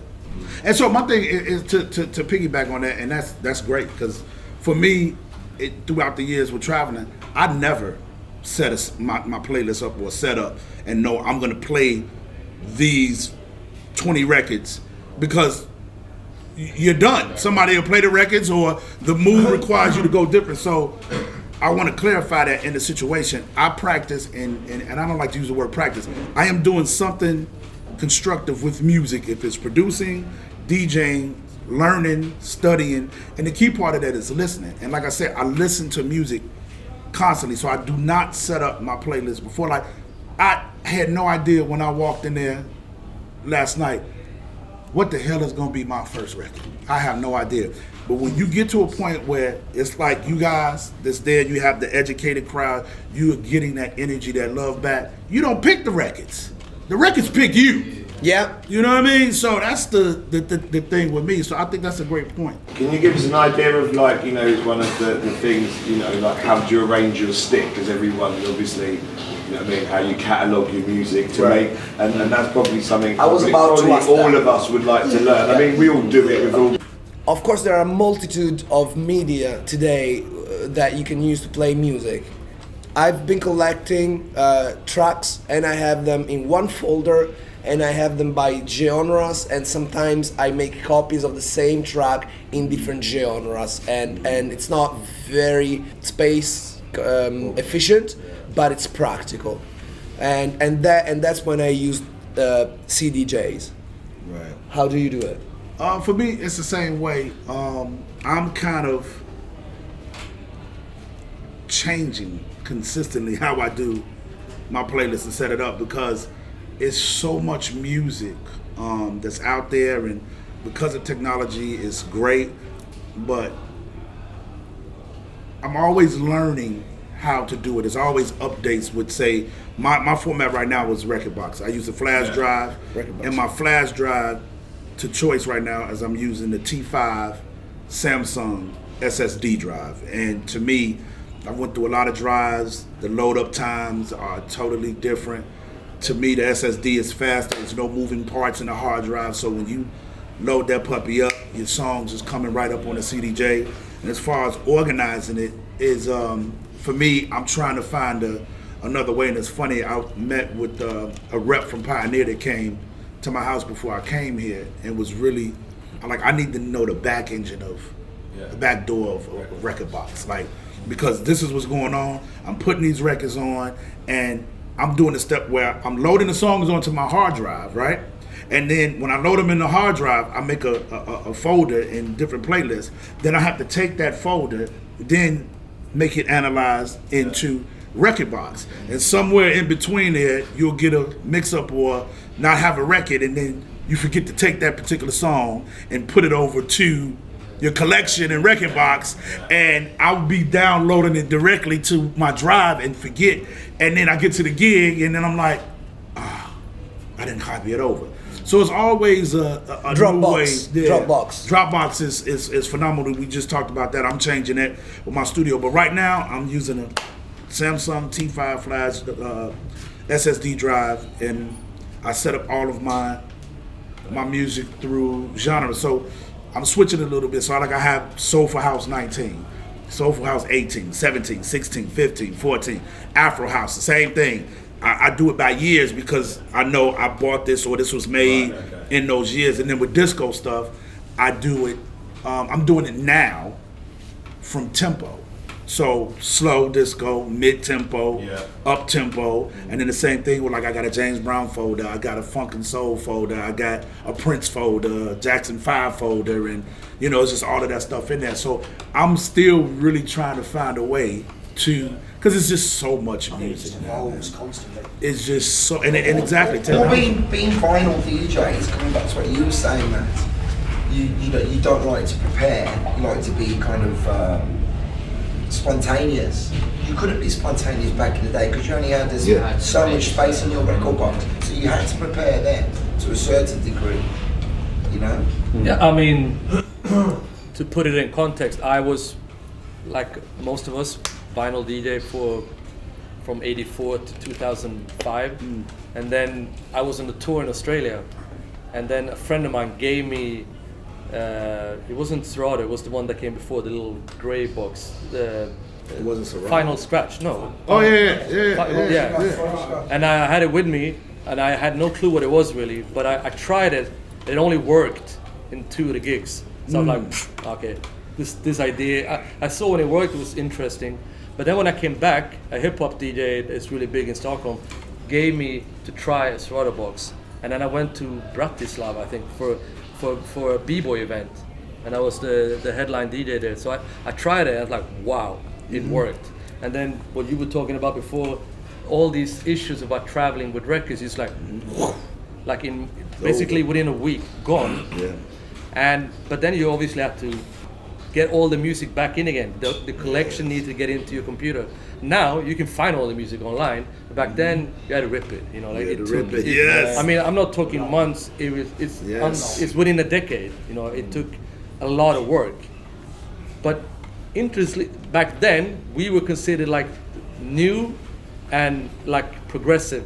Now, if you come with a Serato box, you're like the dinosaur, because within the like your age group, like vinyl, like because I work with a lot of, you know, does anyone know what deck mantle is? Yes. Like in like that crowd, which is like a young European crowd who's into house music, 90s house, not so much into the vocal soulful side of things, but they're into authentic house music, but they are into the vinyl scene again, but coming in from a different perspective, and I would dare calling it a trendy thing. It's like, I mean, they take pictures of the record bags with the traveling look. I got overweight and they're proud, you know. Like it's a different thing, you know. For us it was a problem. For them it's a cool thing. I love Serato because I'm used to it. When I do my favorite shows, I play everything from hip hop to house to jazz to Latin, and with Serato I can still play, and I play vinyl Serato when I can. And I get the vinyl feel, which I really like, and I don't get no feedback. I have everything that I need, but I can still do my crate like we talked about before, like, and I can keep within there, so I don't, but if I still need something, it's there. But I also hear like, but you know, like they call it the Serato face when you're in the computer all the time. But on the other hand, have you ever seen a vinyl DJ play? He's always in the vinyl. You don't even see him. So I don't say it's bad, but if that's bad, that's equally bad. And this point is, I know what I've got, whether it's on a USB stick, on a hard disk, or in Serato. I know what I've got, so I can get through pretty much anything thrown at me.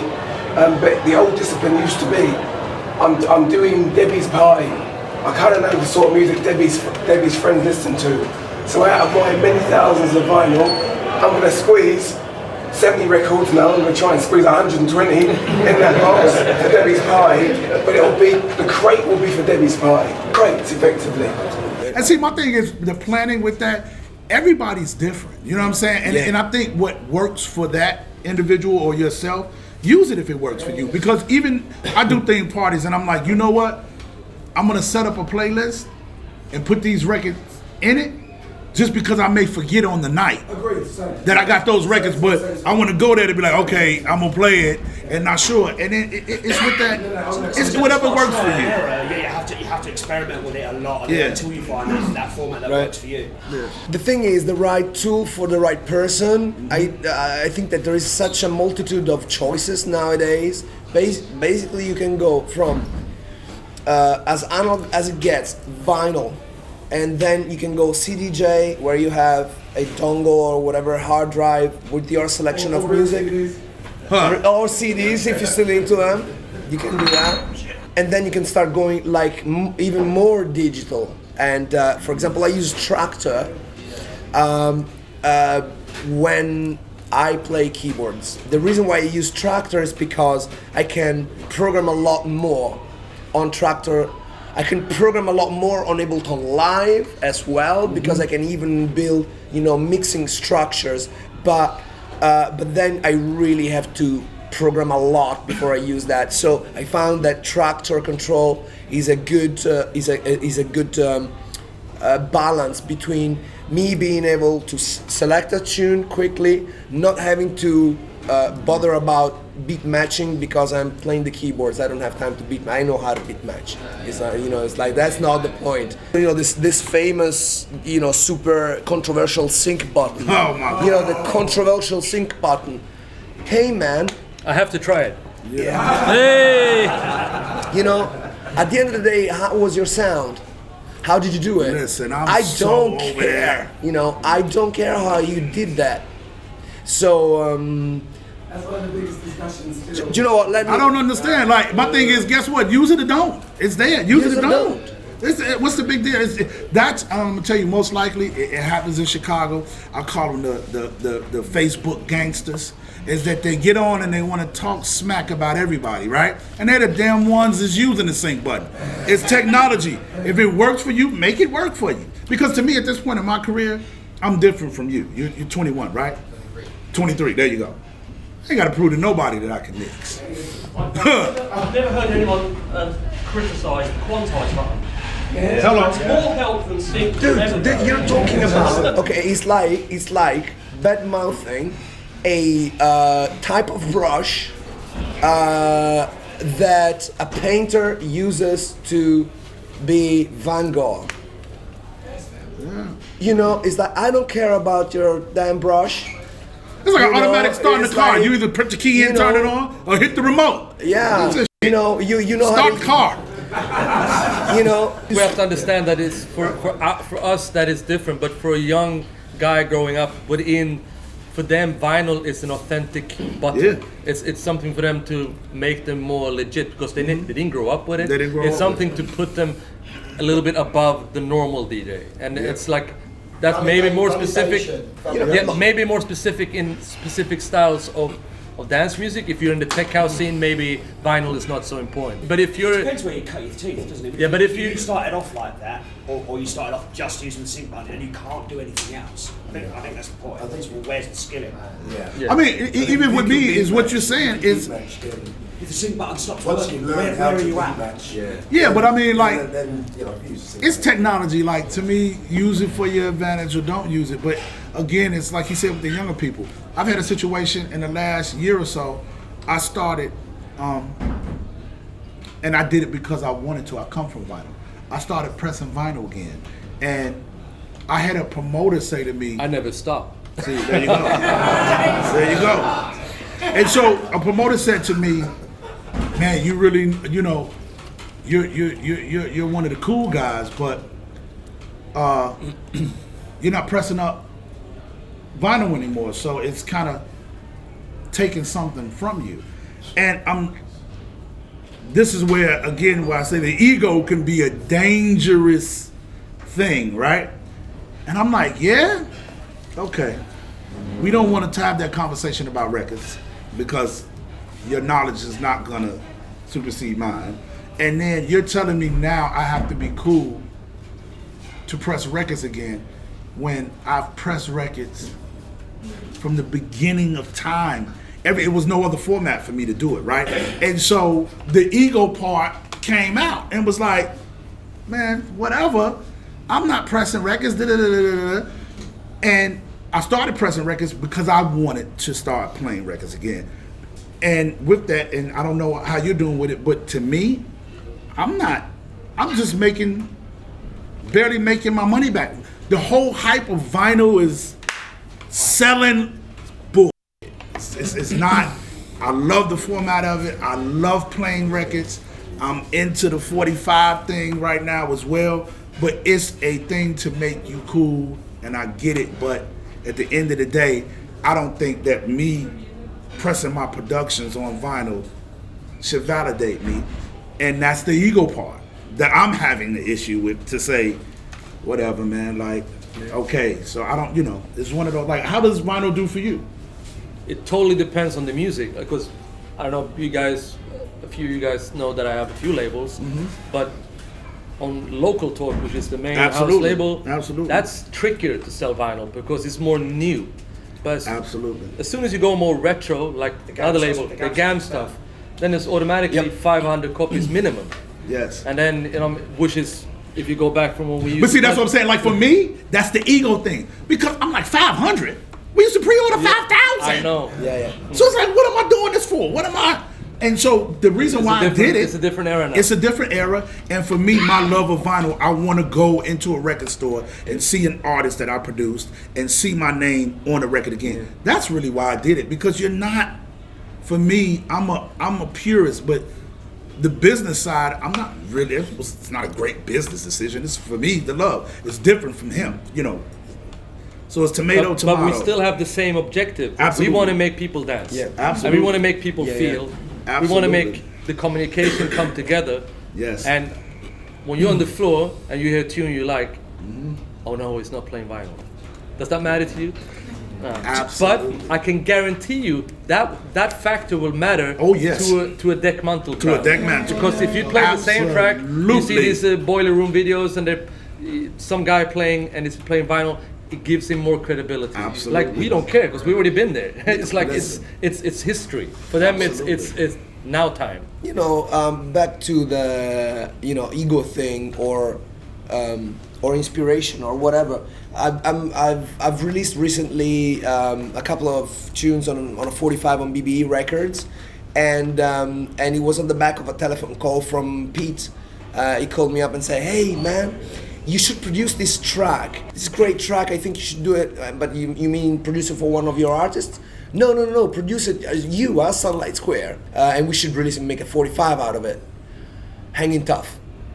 And I go, okay. Do you think that would work? Oh, I know this will work.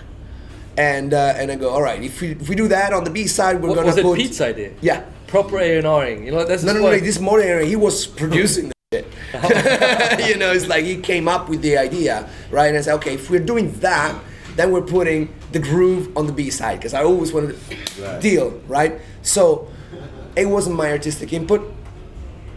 It was just an idea from somebody who I respect, and I thought he knows that he can sell that because, and then I gave him a cut of the song with all real instruments, and he said, listen, but you're going a bit housey here. I wanted to make it a little bit more like it could be made in the 70s. Oh, okay, I see what you mean. I dialed it down. You know what? My ego was not even part of it. Absolutely. So he just gave me an idea. I know he knew what he was talking about. So to me, I changed the arrangement, put the drums more in the front, and made it more 70s. We sold 3,000. He knew what he was doing since moment one. Absolutely. If I let this is not my music, this is a cover. I'm not gonna be defined by a cover. Oh, just because you know your shops and you know what's gonna sell, that doesn't mean that I have to sell out and do this for money. For me, this wasn't part of the conversation. The conversation was, ooh, he had an idea. I like him. I respect him. Yeah, let's give this a go. And as a result, I think the punchline is make as much music as possible. One of them will stick. Yeah, absolutely. And I mean, and again, not to piggyback off of that, and we can get into questions and demonstrations, but me and Andy had this conversation at dinner, and I think it's a perfect segue because I feel the energy in the room is incredible, and everyone in here, even us, will be able to take something from this. You know what I mean? And it's incredible. I want to give it up to you again. We spoke about Jazzy Jeff. Like, he's doing this thing, playlist retreat at his home. He is inviting people for the purpose of collaboration.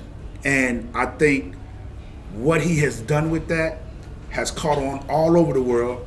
It makes people want to have situations. He's not stingy. He's not like, oh no, somebody's biting my idea. It's not the reason. He would take a person like Terry Hunter and put him in the room with Redman, that's a rapper, that never would the two of us come together from any other place in the world, and we've started relationships, and there are musical relationships that's being formed because of his idea of bringing people together to collaborate, and it's so important, and that's why I can't stress enough on, look at this is a small group, but I guarantee you if he keeps doing this, it's going to be in a conference room of a hotel soon, and that's what needs to happen. We're in a day and age or era of bringing people together to collaborate. Like, if it was not for this, I would not be sitting here next to this man and this man right now. So to me, it's so important that we have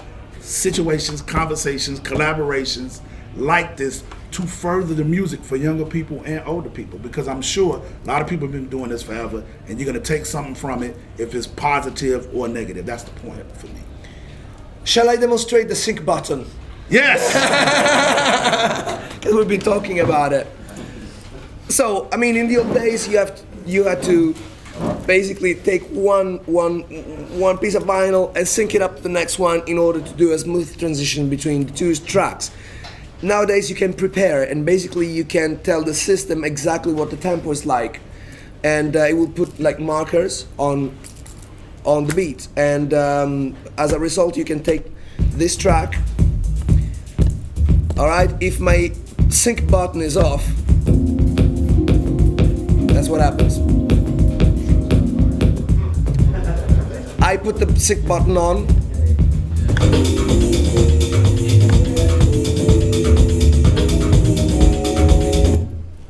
is this useful when you're playing keyboards? Yes. Hell yeah. Because imagine, you know, it's like I'm playing this tune and I'm playing keyboards, and now I'm almost at the end of this tune. Oh my god, I got too much into my solo. Let me quickly select the next one. Alright, I'm gonna go with this one. Alright? I know that, good or bad,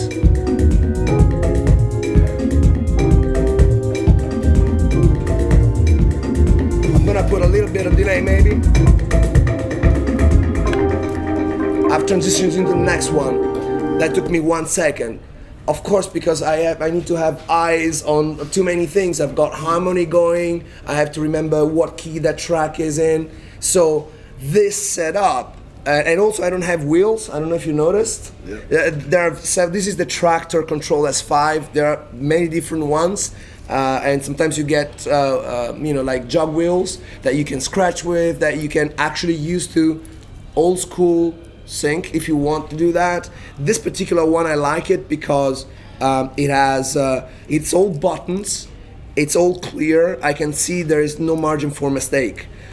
And, so say if I can even like do hot cues the way you do it on CDJ, except it's a lot more practical. So say that I'm. Use hot cues?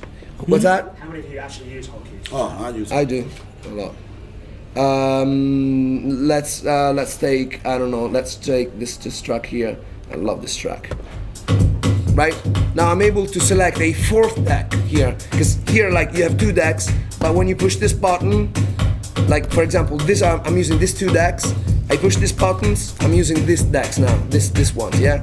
So on this one, I am able to say call for an acapella. All right. So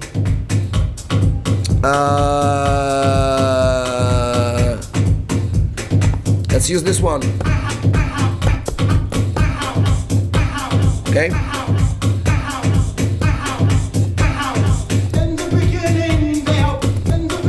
Now, see what I've done that?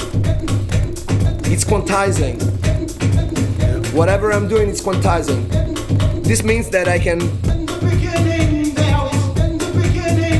So it's always locked. But sometimes that's not good because I want to do, like for example, it will wait for the quarter note for me to land. So what I do, I take it out, and now I can go.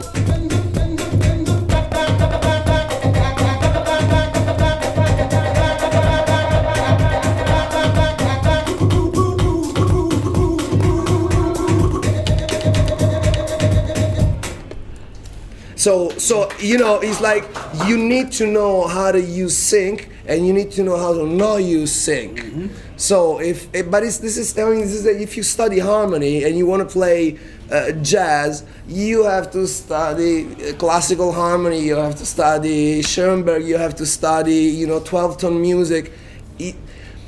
Knowing how to vinyl and sync is necessary because you need to be serious about your craft. If you don't know where you're coming from, and if you don't use your time to learn how to sync up, how do you expect to be an expert or professional DJ? So you gotta, then if you have your style and you only use sync and the system is safe and you never mess it up when you play live, well done. Your style is interesting, even better.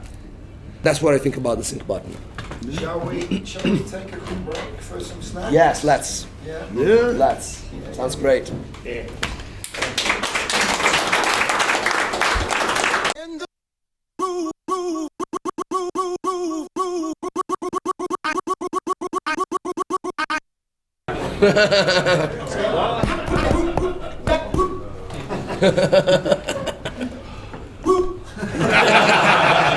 Actually, if I could just ask a question, you, Terry, it's all about, I mean, for everybody, it's all about the music. Yes. But you don't really put any tricks into your sets. Or am I wrong in saying that? I'm more, we were just talking about it with a couple of guys a second ago, I'm more of a rotary mixer kind of guy. I prefer rotaries over channel mixers or crossfaders or what have you. I just think that there's a totally different feel in how you bring your music in. It's not a fad. I learned very on when I was a kid, and quick story how I really got into it. When I told my grandparents raised me, I said I want to be a DJ. I didn't know the first thing about I needed turntables. They just went, I knew I needed a DJ mixer. And it was really crazy, and when you're a kid, you're adventurous. So imagine, my grandfather was a DJ, so I was kind of lucky, but I had, and it was the worst sounding thing in the world, I had 2 speakers and 2 amps. And what I did before I got that mixer was I had 1 turntable on 1 amp and 1 speaker, another turntable on another amp and another speaker. And I was just turning the volumes up and down. And then I saw later on Frankie and even Ron Hardy, he never used a rotary, he used a channel mixer. And for me, it was just more of a feel, the way I can control the music, more so than a channel mixer. And don't get me wrong, I've used crossfaders and channel mixers, but with that, my thing is the crossover, because hence Chicago, totally polar opposites, Frankie Knuckles and Ron Hardy. Ron Hardy used to have a crossover. So the way he expressed himself was through the crossovers. Like, I never heard anyone in my life, and I would suggest to everyone here, if you haven't, go to YouTube and type in Ron Hardy live at the Music Box. And you will hear some of the stuff that you're probably used to kind of hearing now, but imagine that being done in 87 and 86. And it was mind-blowing for me. So for me, I'm not an effects guy, I'm more of a filter, lows, highs, mids kind of guy to express myself musically. And when I do use an effects unit. Practically, I mean, like, for example, you're coming from a tune, you have the drums, yes. You have maybe some kind of harmony, yes. You're getting to the next track, it just begins with drums. So Absolutely. you don't have any key issue. What do you physically do to get from one track into the next? And it depends on the song and what the song is doing. I try to, as of lately, I don't really pay attention to keys, but now I kind of do when in mixing. But to me, that song just has to feel right going into the next song, regardless what the key is for me. And so it'll be a certain part of the record to where, knowing your records, if the bass line is out of one record, then maybe I'm bringing the other record in with the drums, with the bass line coming in. Would you loop in order to keep that moment going? So like say that we don't have bass right now here. Right. So would you loop that section so that you don't have nasty surprises going into the next one? Yes, or? It depends on, again, what that record does, because that's in knowing your record. So if I had a situation like that, I would definitely loop it. And again, from the Chicago thing, I love to blend records. I don't like to get out of them. You know, with disco, it's a different story because, hey, it's a human field, so you can't be Mr. Cool Guy trying to mix those records in because you'll be fighting. So with that, yeah, I think so. And it allows you, it's funny, we was having a conversation that I was playing a lot of 90s stuff, and that was on vinyl, and I'm playing it digitally, right? And so we're so used to 8 to 16 drums intro, 8 to 16 drums outro to give us the breaks to mix. When we was making records in the 90s and late 80s, we was fading the records out. It wasn't no intros, it wasn't no breaks, and I was so used to breaks. I was like, I'm rocking, and then the record started fading out, and I'm like, nah. So I just played it off like I meant to do it on purpose, got an applause, played an acapella, and went right into the next record. So it's just, to me, knowing your records, and I think that's what we need to do, is concentrate on knowing the songs and what they do, and then you know hey, I need to loop this. This is a quick 4-bar loop, and I know to break it down here. And sometimes I'll do a trick with a situation using a crossover. That's the way I do it, is I'll break it down and just have the highs going and blend in the next record, and then when I bring that mid and bass back in, I'm into a new record. Right. And that's a whole Do you know what? experience. Shall we demonstrate it just quickly, just so we know what we're talking about? Let's take, I don't know, this track, I love it. Masala, Pablo Fierro. All right, let's go to the end of this tune, yeah?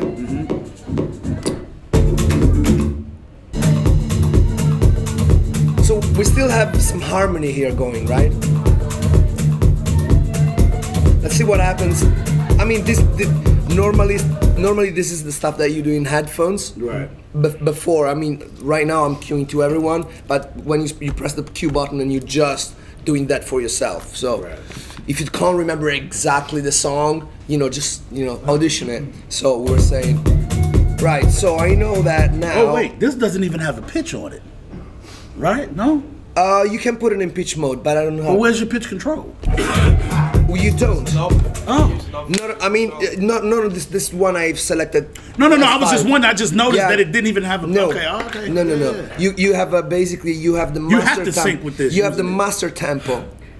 Gotcha. It's not made for syncing. Gotcha. It's just a different machine. Gotcha. Right. There's the S4, which is the newer one, where you have the platters and everything, and that's meant to do. You also have like the pitch. Yeah. So this is like fully digital.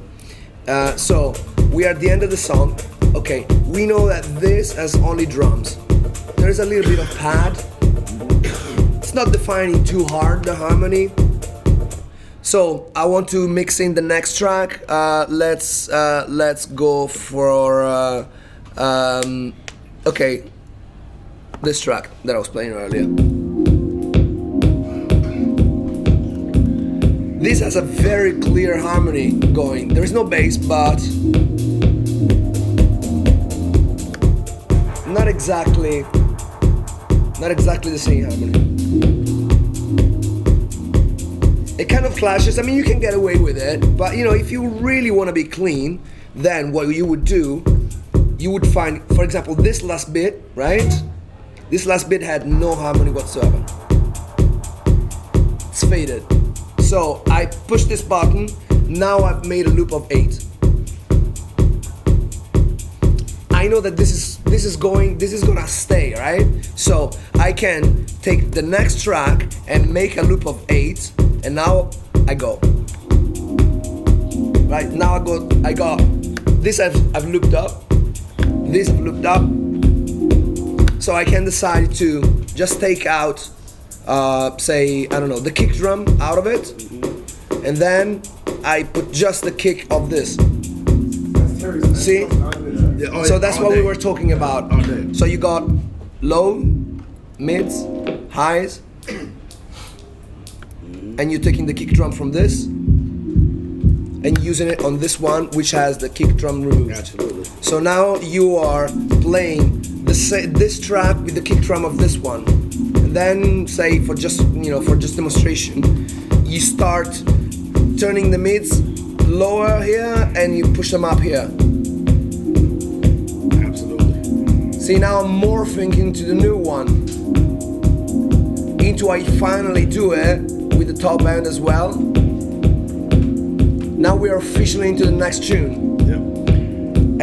And this is the EQ way of doing it. That's the Then EQ. there is the filter way of doing it, Yep. which is most I mean not rotaries, or do you have filters on the rotary? Well, it's a crossover. It's a mid, right, lows and highs. So right. some of you have some. But if you have a CDJ set up with the Pioneer in the middle, you will have the filter, and the filter sounds like this.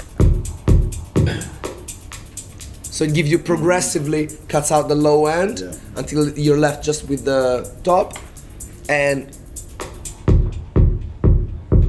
same on the other side.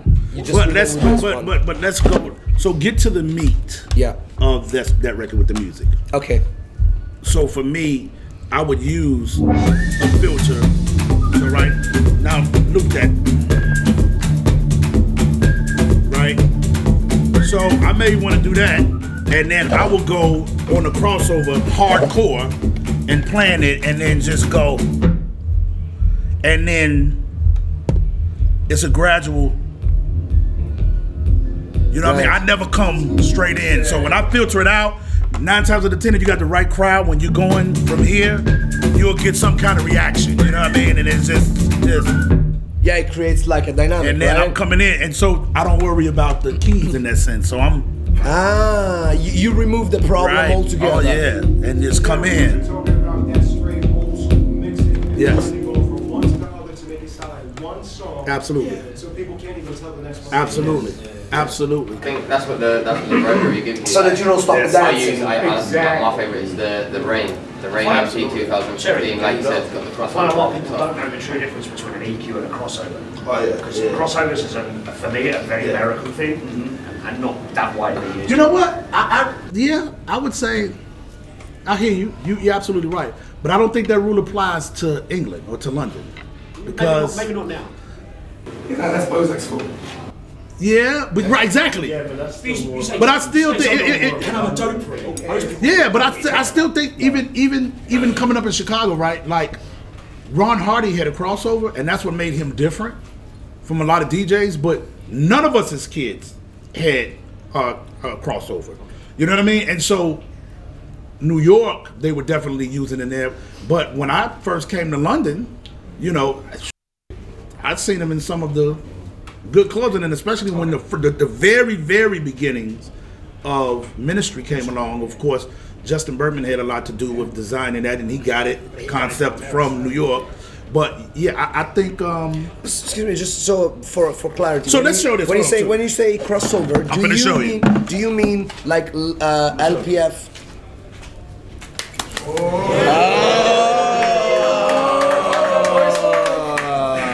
So this is my mixer of choice.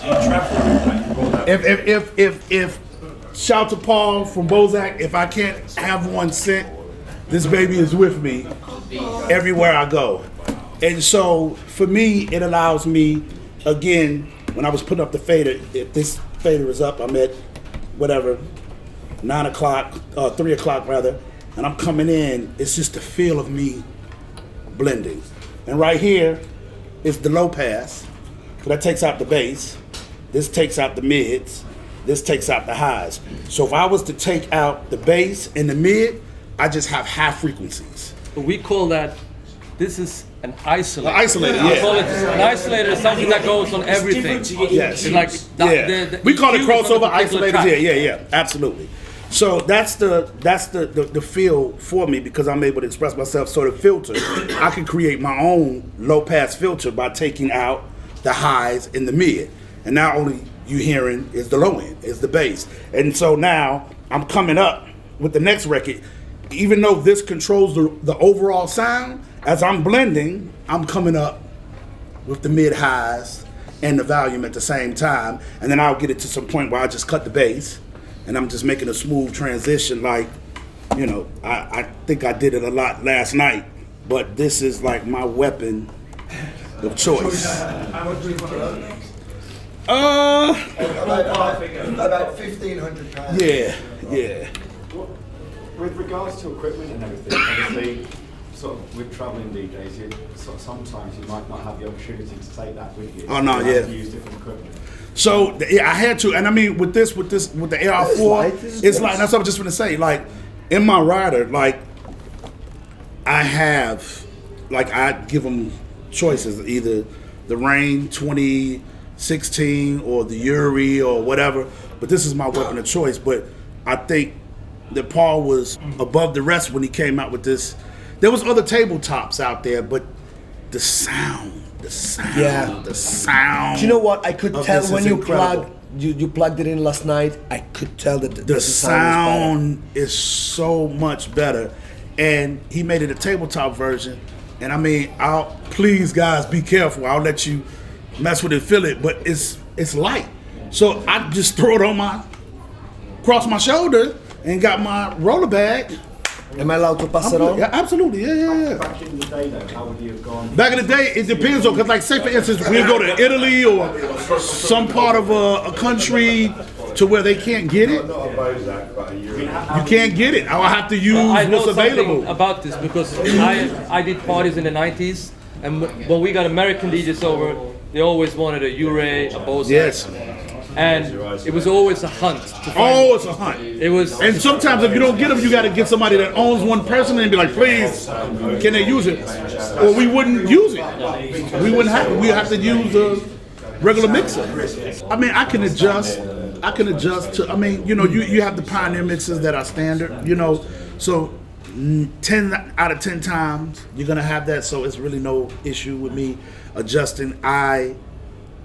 It's just something about the rotary, you know, because we hit it, you know, by the weather and all that, and the changes. Me and Andy was having a conversation to where it was possible that I might had to use the Pioneer yesterday, and we all decided. I'm like, if I'm playing 3 hours and I know the people that I got in front of me, I need to be comfortable, and I guarantee you, I would hope you guys thought a good set. But again, we're back to external factors. There you go. It's like if you're a tennis player and you're really good, and someone gives you an old wooden racket. If you're comfortable with that, if someone gives, and let's see if you're Björn Borg, Swedish. He would probably be more comfortable with a wooden rotary racket, you know, with an analog racket. Yeah, an analog racket. You know. Absolutely. And it's I think you need to when you're comfortable, you express better. Correct? Absolutely. Like you said, there's no right or wrongs, but it's just for me, I want to have the tools in front of me, because I figure if you're hiring me, you want me to be me. You don't want me to be this person or not myself. And so, you know, I feel like should be able to have my mixer of choice to do the best job that I can do. And I mean, it's just like, you know, we did Croatia this year, boat party. There's no rotaries on there. So we got to adjust. And we had a damn good time. You know what I mean? So it's like, it's just one of those things. But please believe when we got to the club later on that night, I had that Bozak firing. So. I'm telling you. Paul you need to write a check if you're watching this.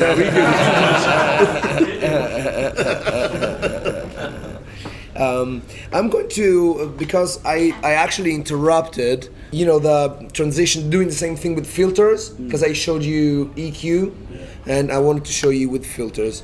So I don't even know what song I've got here. You know, I even go just visually, because I know, you know, when you see the big waves, you know, that's the Hulk, you know. So sometimes even by knowing your tools, you can just at a glance know what what that's gonna sound like. this is just music, and there's this big thing. This is actually one of my upcoming singles. Not finished mixing yet. Okay. Right, so I got that looped. Now let's see what's coming next. Right? This is a great tune, by the way. I'm not happy in a 3-hour set if I don't play at least 2 or 3 Pablo Fierros. I got to. Okay? So now we got these two, which are pretty compatible, but of course, what happens if you keep both of them open, it becomes a lot louder. So you cannot really have 2 tracks going at the same time. I mean, you can, but you have to, you have to pace it because, the volume will become more. It's like this is this loudness, this is this loudness. Actually, let me turn it down. Let's make them equal. Right, equal. You put them together, like they're a lot louder. So you cannot go like this. What you can do is you can start, for example, okay, this one I'm gonna just play the top. See? So I'm gonna play the top of this one and the bottom of this one. Now I got this Frankenstein, which is a mix of the 2 things. So if I open more this one, I got more the percussion up until I get to the kick. And if I do the same here, I get more the kick and the low end until I open up to the percussion. So I know that if I only want the earth of this mix, I got just the pulse here. A bit more than just the pulse, but let's keep it at that. And then I can mix in this one.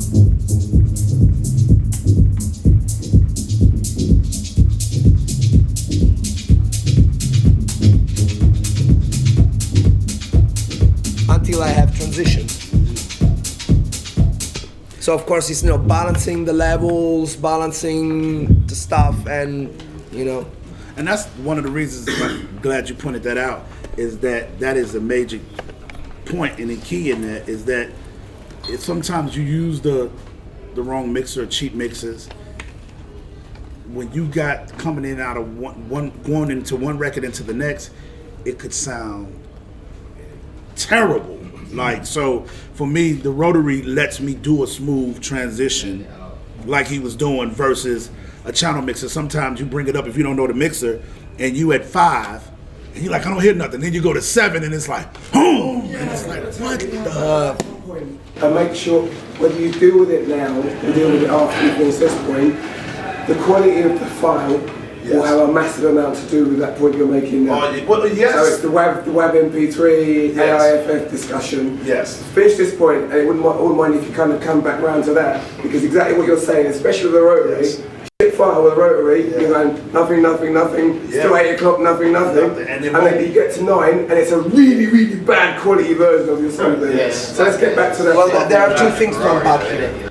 There are 2 different problems. Okay, one problem is if that's the curve, the curve of the pots, and a lot of times when you have that problem that like especially on cheap mixers, you got no gain, and all the gain is at the end. That's because it's cheap quality preamplifiers. To finish this one, but I'm going against the file quality thing. Okay, I talk so much to people. That's why I wanted to unpack that. They miss the importance of the quality of that file. So let's get back to that one. Yes. I'll just quickly. Not all MP3 are made equals. You can have MP3 64 kilobyte per second, and that sounds pretty bad. Or you can have a 320 kilobyte per second. That's what I'm 320, right.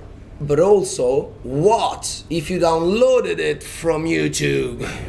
So that means that you have transcoded it once from WAV to the YouTube. Then you've transcoded one more time from the download YouTube application of the day, and then you have saved it. So you might have transcoded it a few different times. So by the time you actually get to your 320 high quality MP3, in the meantime you've collected a lot of dirt. Because Digital dirt. In the digital dirt. If you take iTunes, which uses what no. It's AAC, correct. Oh, okay. AAC. 256 is it? That's right. It's only AAC. It's 256, but the quality is great. You can download a piece on iTunes and play it straight to the crowd. Yes, of course. If you can use WAV quality files, 24-bit and 44.1. And they are well recorded and well mastered. See, let's go. See, now that's the key to all of that right there. You know, to me, before is where it starts. We was having this conversation yesterday, and the problem I was telling him as a producer, you know, I feel you got some guys like Sunlight Circle, so but he can produce. He's not square. I don't like square. You know, we like Chicago, like, oh, here's square. You know, that means you wasn't cool. Circle's cooler. But he's able to produce a record because he's a trained musician, knows how to set those instruments in the mix and then master it. That's a difficult job. And that's the first problem, is that everyone now is a producer, everyone's an engineer, everyone's a mastering guy, and there ain't none of them. So you get these records that's not mastered right. You get this sound that they think loud because it's super loud, it's cool, and it's squished, and it's this. So, you know, for everybody that's listening, I know you see it all the time on Dr. Mix and his site. Mixing and mastering is key. Don't think you can do it all. Hire an engineer. Have this guy master your stuff. That's the importance of it, because that's why you get really, I don't care if it's a wave file, it's just not mixed right. Yeah. Exactly. I mean, look, this is Pablo. Right?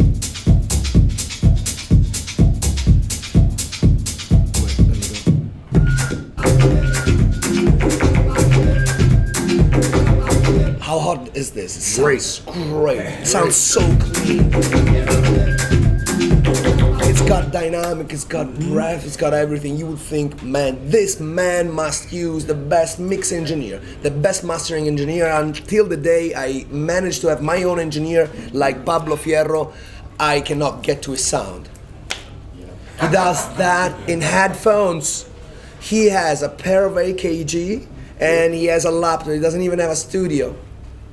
You know, go figure. Get him Black Coffee, that one that he's done the remix of. You know, he sent me this mastered version, and I'm going, okay, that's gonna be hard to beat. Yeah. You know, cause his master was proper. He probably had just used some limiter on it. He probably done just his, you know, stuff that he does instinctively, and now I had to beat it. It's so good that you highlighted that as important.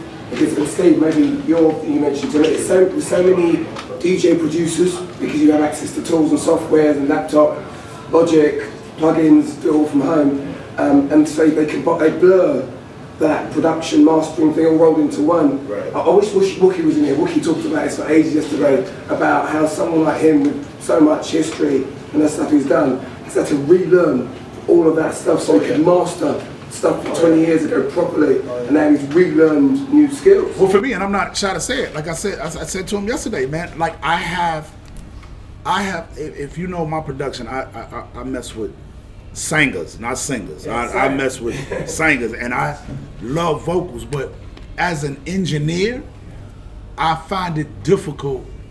I can do it, like I can mix a record and put a record out, and you guys will be like, oh, it's good, but I'm anal about it. I have difficulties really EQing the vocals and making sure that vocal's right. And so for me, I have relationships with, you know, Joy Fernandez, which is my engineer now, Immaculate, and of course Steve Barkin out of New York, is that this is what they do. And they know my sound. So you know what? I get my music to kind of where I want to. All they gotta do is touch it a little bit and make those vocals sound warm, present. Because you know, it's from back in the day, you can, as an engineer, is you have points in records where singers go up and down, and people have lost the plot of writing vocals. Sometimes you have to write vocals and automate it and make sure, okay, she sung loud on but that word is low. You gotta, automate that. So with computers, you can gain it, and it's a lot of stuff to it. To me, I say it to anybody, I don't understand compression when it comes to vocals, limiting, EQing. It is an art form in itself, and I said, you know what? Send it to the engineer. I mean, it can go very geeky, very nerdy, very quickly. So I'm not sure, how I will try and condense this idea of compression. All right, I'll try to make it as quick as possible. Compression is the idea that when the sound gets too loud, you turn it down, and you do this automatically. So this is at its most basic level. So the difference between the minimum audible level, be it that small percussion that it's in the back of the music that you really have to concentrate on to hear, to the vocals, which are like front and center if it is a pop tune, for example. So that dynamic range between the loudest possible and the quietest audible possible, that's your dynamic range. When you apply compression, you push the sound down when it gets too loud, which means you reduce the dynamic range. So if you push it down when the vocals become too loud, now you can pull up the whole thing so that the quiet parts become louder than before, and therefore more audible. That doesn't make sense? There's a balancing act, that one. It's okay, and that's exactly the point, and that gets me to the point. Compression has two functions. Compression was first used for broadcasting. You would want to make sure that you get into those transmitter you have a good level, so there would be enough modulation so that more people would hear it, right? So you would have to push the level loud. So by reducing the dynamic range, now I'm able to make the quieter stuff louder. Therefore, everything is louder. Therefore, you can hear me better. And so the main object here is leveling. So to answer your question, when you have vocals that go, singers who cannot sing too much or use technique correctly, they will be so loud in some bits and very quiet in other bits. Vocalists who know what they're doing have microphone technique, so if they're going louder, they will go back. If they're going whispery, they go quiet. So they are doing their own compression. They are doing their own level management. But a compressor, to any extent, you need to have that vocals at a certain consistency. It cannot go below here, because otherwise I'm not understanding the words. I cannot go above here, because otherwise it's distorting, right? So leveling is one of the functions of compression. Then there are different types of compressors. Some just change the volume. Some, when you hit them harder, they scream a little bit, they distort a little bit, right? So the compressors are two kinds. One, transparent. It doesn't change the sound, it just changes volume. One, it changes the sound. It makes it more colorful. So a vocal, by using a certain compression, becomes a little bit more distorted, becomes more present. So if you use like an 1176, for example, on vocals, they become shouty. From they become and they cut through the mix more. So you have to balance compression on vocals between the leveling of it and the texture, the color of it. And that's the two different functions of compression. Y'all see why I don't like mixing vocals now? That's why he's a professional. All right, questions. Do we have any? Because we may as well. How about if we demonstrate a little bit of interplaying between jazzers and DJs by playing something together, the three of us, back there. How's that? I'm with it. All right, let's do that. Recovery. That was Tony's mixer.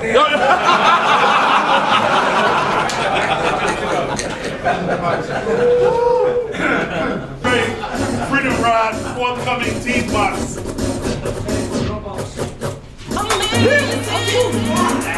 Alright, we're Vocal Booth Weekender.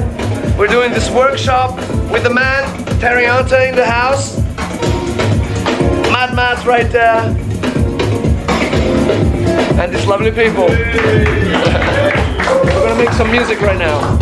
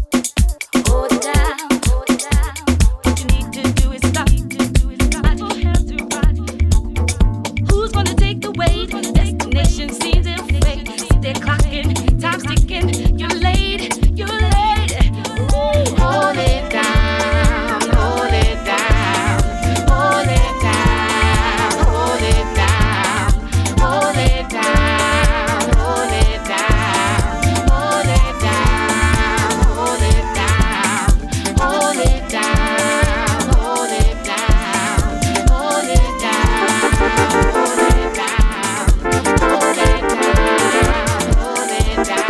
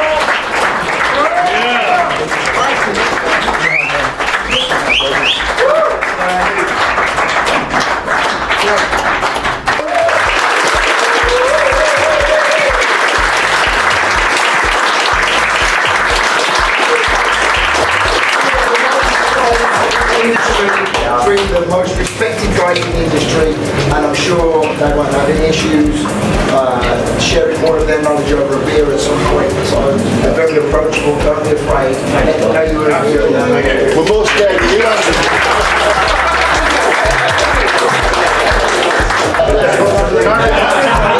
Got the camera.